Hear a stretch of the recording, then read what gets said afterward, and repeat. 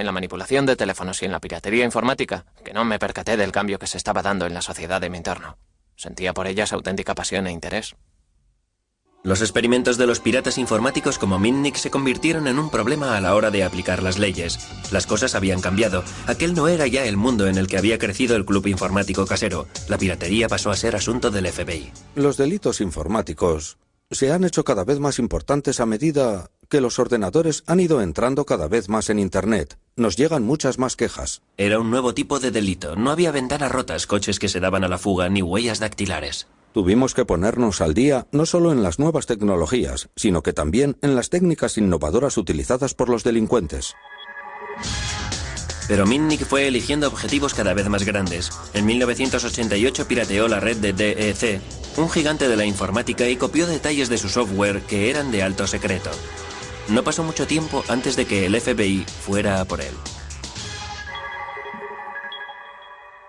Abrimos una investigación sobre el robo de software referente al desarrollo de un sistema operativo de la Digital Equipment Corporation. Mitnick fue arrestado en 1988. En 1989 fue declarado culpable y posteriormente cumplió condena en una cárcel federal. DEC declaró que el pirata lado oscuro le había causado daños por valor de 4.300.000 euros. En el juicio, Mitnick se dio cuenta del miedo que el mundo sentía por los piratas informáticos. Hubo un fiscal que en el juicio se acercó al juez federal y le dijo: si el señor Mitnick se acerca a uno de los teléfonos que utilizan los reclusos para hacer sus llamadas, sería capaz de iniciar una guerra nuclear. Yo estaba allí sentado ante el juez. No daba crédito, fue ridículo. El juez se contagió en gran medida de la historia del caso y ordenó que fuera aislado en una celda. Me tuvieron aislado en una celda durante 8 meses, basándose en el temor de que fuera capaz de iniciar una guerra nuclear a través de un teléfono. Creo que solo le sacaban de la celda 1 hora al día, y para hacerlo le ponían los grilletes.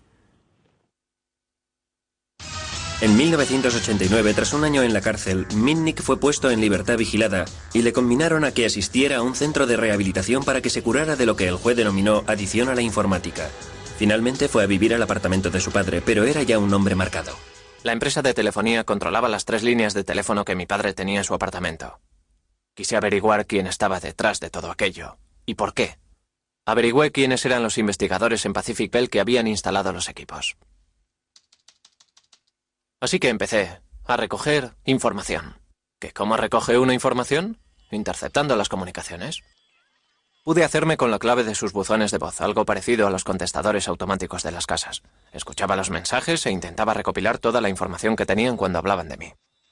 El gobierno dijo que aquello era irrumpir en un ordenador. Emitieron una orden de arresto porque había violado mi libertad vigilada. En fin, eso es lo que pasó. Así que aquello me irritó muchísimo y dije: cogedme si podéis. En diciembre de 1992, cuando el FBI fue a detener a Mitnick, este había volado. Se fugó porque no se fiaba del gobierno, no se fiaba del FBI y estaba convencido de que si hablaba con ellos le meterían otra vez en la celda, en una celda de aislamiento. Estaba dispuesto a hacer lo que fuera para no volver de nuevo a aquella celda. Fue toda una aventura. Me fui a otra ciudad, a un hotel, encontré un sitio donde vivir, encontré trabajo en un bufete de abogados y empecé una nueva vida a partir de cero. Pero claro, tuve que reconstruir el pasado. Lo hice sobre mí mismo, inventándome referencias. Creé una nueva identidad en la que así podría apoyarme. Conseguí información completa de todos los que se habían licenciado en Ciencias de la Información. Luego busqué un nombre que me gustara, claro. Y di con el nombre Eric Weiss. Yo ya sabía que Eric Weiss había sido el verdadero nombre de Harry Houdini.